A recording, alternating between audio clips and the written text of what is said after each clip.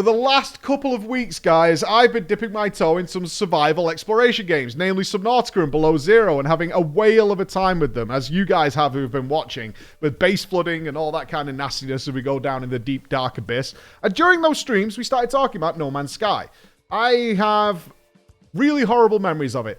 I was desperate to play that game. I'm a giant sci-fi nerd, and of course that launch was a disaster for those guys. And I just left it alone. I've put it out of my memory, and I was talking about, oh, I wish it was good, and all this kind of stuff.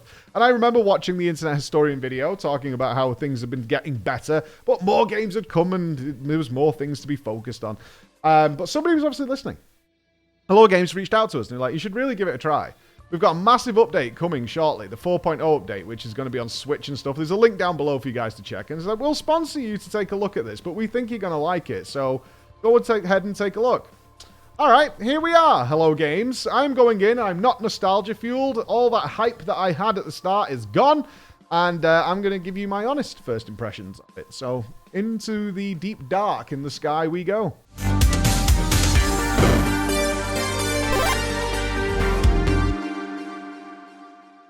Alright, it's been 3 years since that video, and apparently Hello Games have just not stopped adding more things, so it's time to fill up our O2 tank and see what this is all about.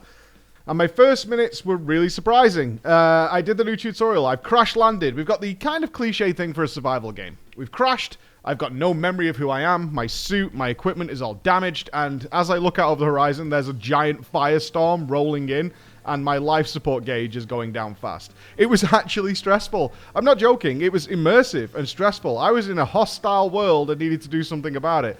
But the game protected me in a considered way, so the pressure was still on, but I was not going to get wrecked in the first few seconds.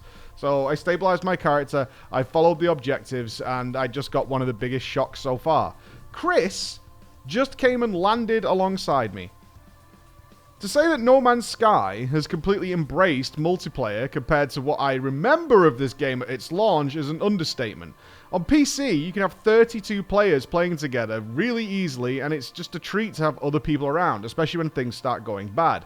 I remember the first stories of the two players hunting each other down on live stream in order to get to the same planet. Something Hello Games said was impossible. The universe was too big, but they did it. Gamers do that, and when they got there, they could not see each other. They were not part of the same world, but that is not the game we're playing today. I did the tutorial pretty quickly. It took me a little while to get used to the UI. It's designed around console gaming, but in 4.0, they actually fully revamped this and made it so much better. So even after recording this video, it's already improved. Could use a little bit more improvement when flying around the ship. There's still several sub-menus to go through, but other than that, it was fine after about 30 minutes. So once I'd done that, I managed to repair my ship, and it was time to take off to the stars. And I'm not really sure why yet. I have no idea. The game didn't really give me any objectives at all. It was just, off you go. I guess I'm now making my own objectives, so I'm thinking about it. It's I probably want to find out who I am, right? I probably want to figure out who I am, how did I crash land on this planet, what's going on. But as I took those first few leaps into the dark abyss, I had no real goal, and that is the point of the game. After the first 7 hours I played, I had a general idea of the story. There is a story. It's fed to you in little bits and pieces depending on how much you want to get invested into the story. Do you care? If this is something you care about, you can kind of push forward. They will give you map locations and things that you should go and check out, mysterious signals, things along those lines. But overall, you can do whatever you want to do. If your goal is to push through the story and travel as fast as possible, it's kind of missing the point of what this game's about. It's about the journey. It's not really about the destination.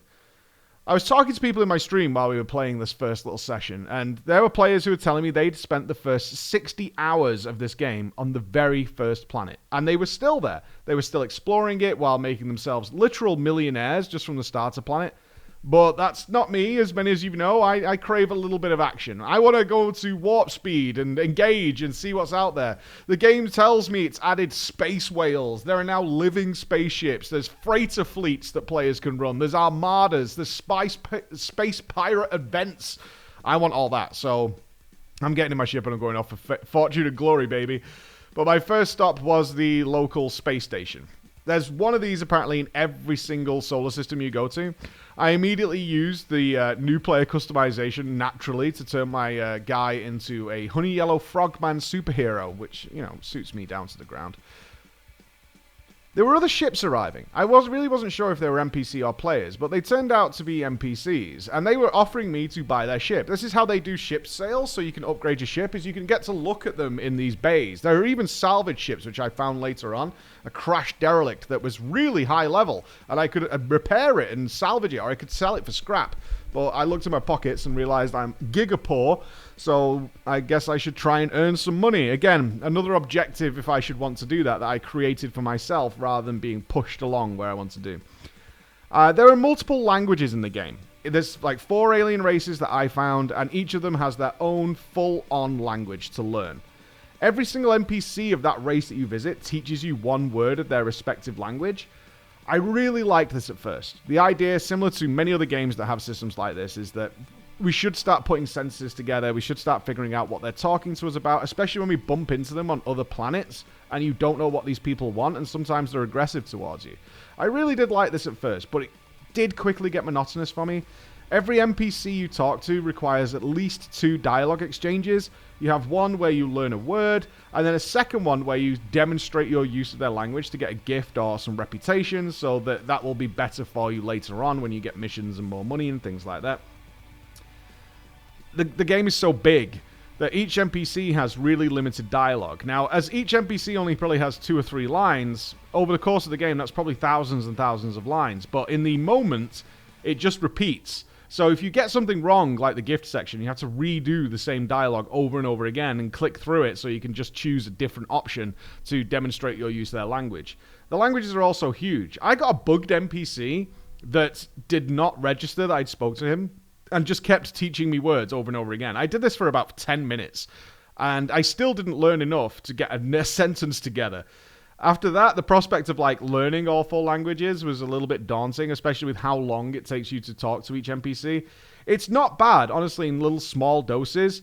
And I will say there are many other ways of learning these languages without having to do any of this with a little bit of exploring. But on a couple of the stations, there was like 12 to 14 NPCs. That was like 20 minutes of talking, and that was a little bit too much. I would have preferred maybe some select NPCs that teach you maybe 3 or 4 words, and then you can move on with your day rather than occasionally getting these like 20-minute waylays. Or eventually you just skip it and use the other ways of learning languages. But that was enough of that. I want to get going. So I went to a brand new system. There's 18 quintillion planets in this game, and if you scroll through the galaxy map, you'll see, yep, there's a lot. There's a lot. But it was really easy actually to jump around. On my next visit, it was time to do base building, another addition they've made to the game. I wasn't going to be trolled this time. I've been playing some base building games recently, and I was not just going to set up wherever I happened to be. No. So I wanted to survey the planet and pick my perfect spot. Honestly, this is when I realized this was like the rabbit hole. This is the No Man's Sky rabbit hole that grabs all of you and keeps you going. These planets are stuffed.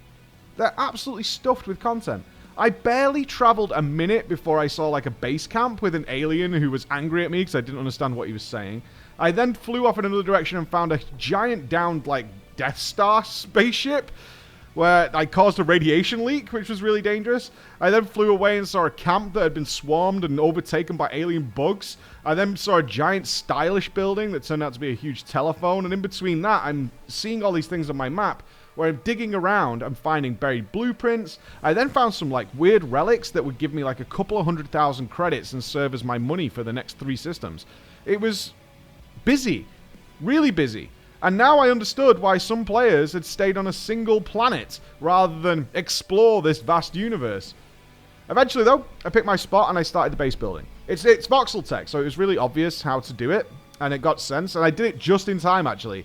As I was finishing putting the roof on my base and gathering a couple of extra components, a big firestorm came in that needed sanctuary. So I either had to hide in my ship, or I could sit in my brand new base with a lovely Golden River seafront property. And I also put in there a teleporter. And the teleporter was a godsend. I was really wondering, in a game about traversing the universe, reaching the center of the galaxy, all that kind of thing, why would I want a base if I'm going to leave it behind? But the teleporters allow you to travel instantaneously between the places you've visited, including your base, and it always brings your ship with you. So it doesn't matter how far away I travel from here, this base is not wasted. It's been one of the complaints I've had about other survival base building style games, is as your tech advances, you tend to not need the base anymore, and it kind of just becomes this aesthetic thing. Not here, though. You put a lot of utility in there, and you can get back to it and return to your adventure later on without any issue whatsoever. So this was a really good addition. So, at this point, I was again picking goals. I've got a basic base set up. My tech trees are there. I can spend more time building out the tech trees and messing with the base, but I think it's time to learn a bit more about the story. As I'd done my base building thing, I still really had no idea what the story of this game was about, and I was curious. So I decided to follow the waypoints and see where it would take us. I'm now in Outlaw space. There's space pirates around that are actively attacking me in the space combat. I visited a space station that had been overtaken by pirates and was now being renovated and taken down, and they were utilizing it for illegal things, so I could start a smuggling operation if I wanted to. It even promotes you doing that. It's like, there's illegal goods here, but if you can smuggle these into normal space and to the more lawful space stations, you might earn some good money. That was kind of interesting to me. I want to try that out as well. And I must say, every few minutes I was playing this, was like, okay, I need to try that out as well. The story took me to, like, moons that were bizarre black shiny stone, like crawly eyeballs flying around everywhere. I then went to another planet that was really sort of toxic and had skyscraper-sized walkers pulsing between them. And then as I came out of that area, something called the Anomaly arrived. A place where the laws of the Sentinels, which seems to be the law in the universe, don't apply. And this, this was about probably like 5 hours in, this is the universe opening up. I had my brief trial of base building, which then led me to obviously want to know what exactly is possible, and the Anomaly has given you that opportunity. For a game that seemingly did not embrace multiplayer at the start, now you have a Stargate, essentially a Stargate, that also shows you community highlights of what players have been creating and instantly takes you there so you can explore them and do whatever you want to do, regardless of where they are, and instantly brings you back as well. And that was my next hour. Was just browsing. The people had built things from Lord of the Rings. They had built entire cities into the side of mountains. It was wacky. It was absolutely wacky to see where they go. And they've really embraced this. The Anomaly itself has, as it's a sort of void in space, players everywhere, showing off their ships, showing off their armor, showing off what they've created, all wandering around. You really feel like you're in a busy universe. It's very different than what I think they intended. It's weird to see how much they've embraced multiplayer. For the initial claims of never really having the opportunity to see another player, now by like your second solar system, you're in a hub filled with other players sharing that universe. I much prefer this. I think, if I was to guess, Hello Games initially wanted the loneliness of being one person in an entire universe. But the sheer size of the universe means that although you know there's life out there, you're just not going to get to see them. It's just too big to make you feel small and feel that pressure of going out there. But it's not what the players wanted. And look, going through the updates, I mean, just look at the laundry list of stuff they've been doing over the years. Nearly all of them are based on feedback players have asked for, rather than like committing to the initial goals that they launched the game with. Submarines, mech warriors are what people wanted, and that's what they added into it. And I was seeing it everywhere. Even though it's so big, it's so full.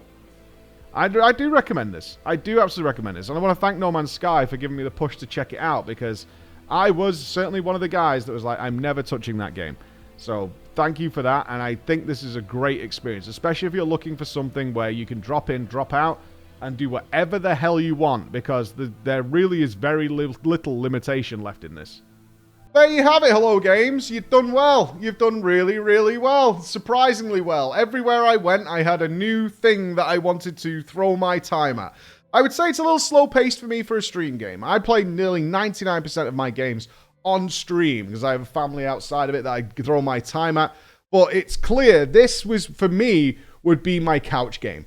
That's what this would be. It would be the game that I want to sit on the couch with my controller and fly around and just do whatever I wanted to do whenever I had some free time to do it. I am impressed.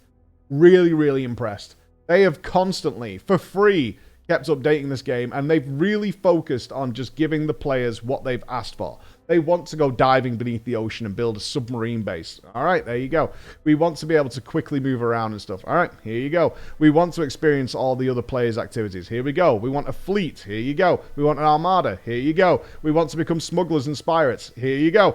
All those things they've done. So I'm really happy you guys reached out and sponsored this video to take a look. It's cool. I've installed it on my Xbox at home, and that is where I'll be playing it.